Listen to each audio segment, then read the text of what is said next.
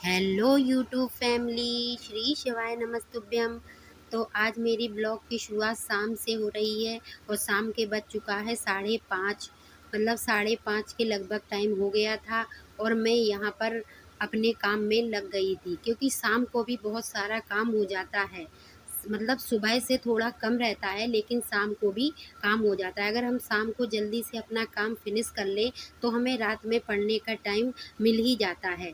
और मैं इधर बत्ती बनाने लगी थी भगवान जी के लिए, कि जब हम मंदिर में पूजा करते हैं तो मेरे यहाँ डेली मंदिर में दिया जलता है, जो घी घी का होता है। उसमें जो बत्ती जलाई जाती है वो हम घर पर ही बनाते हैं, बाहर से यानी कि बाजार से नहीं मंगवाते हैं। तो मैं बस वही बत्ती को बना रही थी, क्योंकि मेरी बत्ती ख़त्म हो चुकी थी।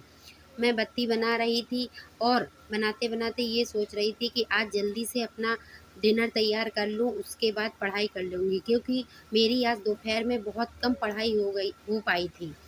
दोपहर में इतना सारा काम हो गया था कि मुझे पढ़ने को भी बिल्कुल भी नहीं मिला था।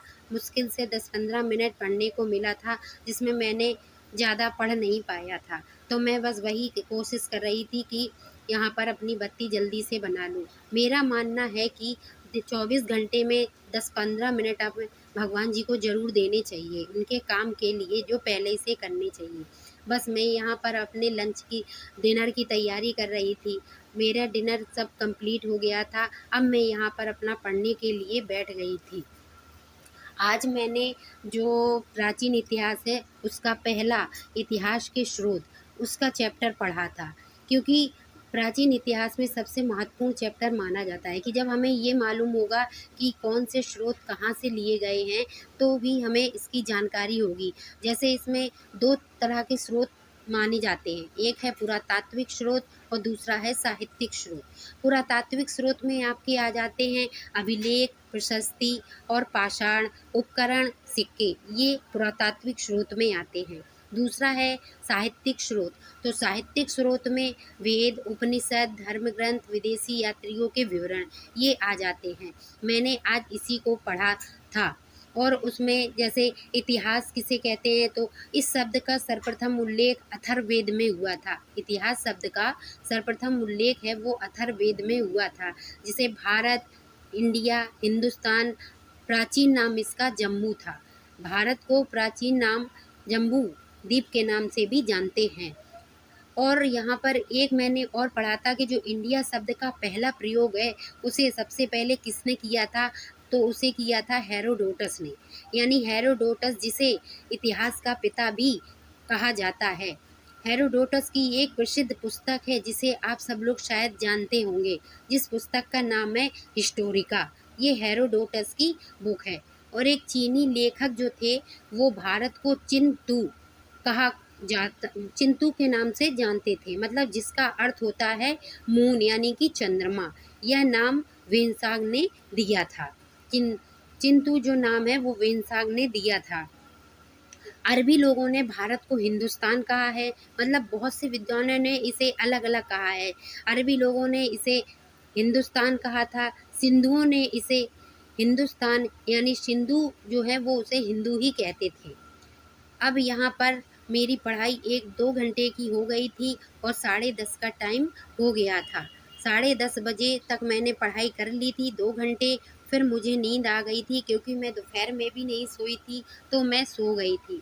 अब मेरी मॉर्निंग हो गई थी 4 बजे।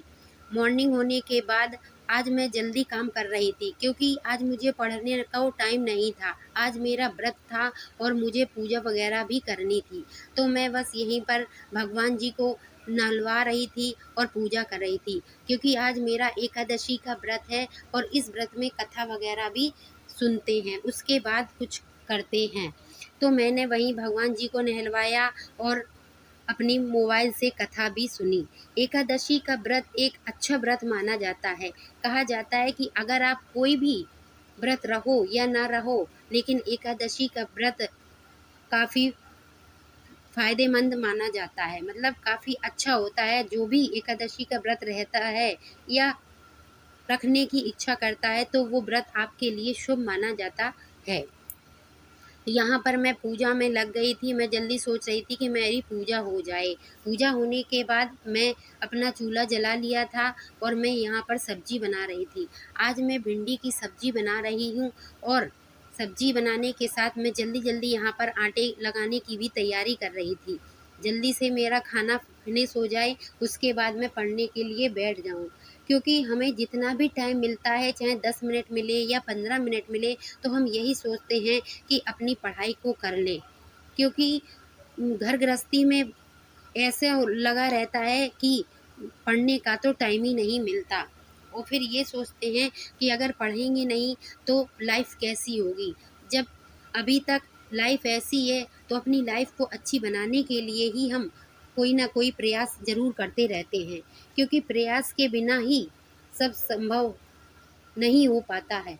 प्रयास करते रहना चाहिए, भगवान एक ना एक दिन इस प्रयास को हमें कहीं न कहीं तो सफलता देगा ही। लेकिन कभी-कभी डिमोटिवेट हो जाते हैं, जैसे कि अभी एस्टेट का फॉर्म की जो डेट है वो निरस्त हो चुकी है, तो ये लगता है जिस सब्जेक्ट से या जिसकी हम तैयारी कर रहे हैं बीपीएससी 4 की, तो शायद आएगा भी या नहीं। लेकिन आए या ना आए, पढ़ना तो है ही। मैंने आपको बताया कि मैंने सोशियोलॉजी से भी फॉर्म डाला हुआ है जीआईसी में, तो मैं उसकी भी तैयारी कर रही हूँ। क्योंकि करंट अफेयर्स, जीके, जीएस ये तो सब में आता ही है, सबके लिए कॉमन ही होता है। इसलिए मैं सोच रही थी कि जल्दी से अपना काम फिनिश कर लूँ, फिर मैं पढ़ने के लिए बैठूँ। और मेरी यहाँ पर पूरा काम फिनिश हो गया था और मैं यहाँ पर अब पढ़ने के लिए आ गई थी। क्योंकि ये लगता है ना कि आज मेरा पूरा दिन चला गया है, अब मैं क्या पढ़ूँगी और कैसे पढ़ूँगी। लेकिन ये सोचा कि चलो जितना टाइम मिला उतने में ही पढ़ लेते हैं। तो फिर मैं यहाँ आज जो मैंने सुबह टॉपिक पढ़ा था साहित्यिक स्रोत वाला, उसी के क्वेश्चन रिवाइज़ कर रही थी। वो मैंने लूसेंट से क्वेश्चन उसके प्रैक्टिस किए थे। जैसे कि एक क्वेश्चन था, निम्नलिखित में से कौन सा ग्रंथ श्रुति ग्रंथ का अंग नहीं माना जाता? ये पुराण है। जातक किसका ग्रंथ है? बौद्ध का ग्रंथ है। मिलिंद पहनो राजा मिलिंद और किस बौद्ध भिक्षु के मध्य संवाद के रूप है? ये नागसेन का है। कौटिल्य के अर्थशास्त्र में किस पहलू पर प्रकाश डाला गया है? तो ये राजनीतिक नीतियाँ हैं, उन पर प्रकाश डाला गया है। अगला क्वेश्चन था, कल्हड़ की पुस्तक का क्या नाम है? तो उनकी पुस्तक का नाम था राजतारंगणी। इस प्रकार मैंने इतने क्वेश्चन रिवाइज किए थे और भी क्वेश्चन रिवाइज कर रही थी। तो मैं यही सोचती हूँ कि जितना भी टाइम मिले उसमें थोड़ा ना बहुत पढ़ लिया जाता है। इस प्रकार मैंने अपनी पढ़ाई कंप्लीट कर ली थी। अगर आपको हमारा ये ब्लॉग अच्छा लगता हो तो प्लीज़ हमारे चैनल को सब्सक्राइब करें, लाइक करें और कमेंट अवश्य करिएगा, क्योंकि आपके कमेंट से ही हमें ये मिलता है कि हम कुछ पढ़ रहे हैं। मेरा ब्लॉग देखने के लिए धन्यवाद।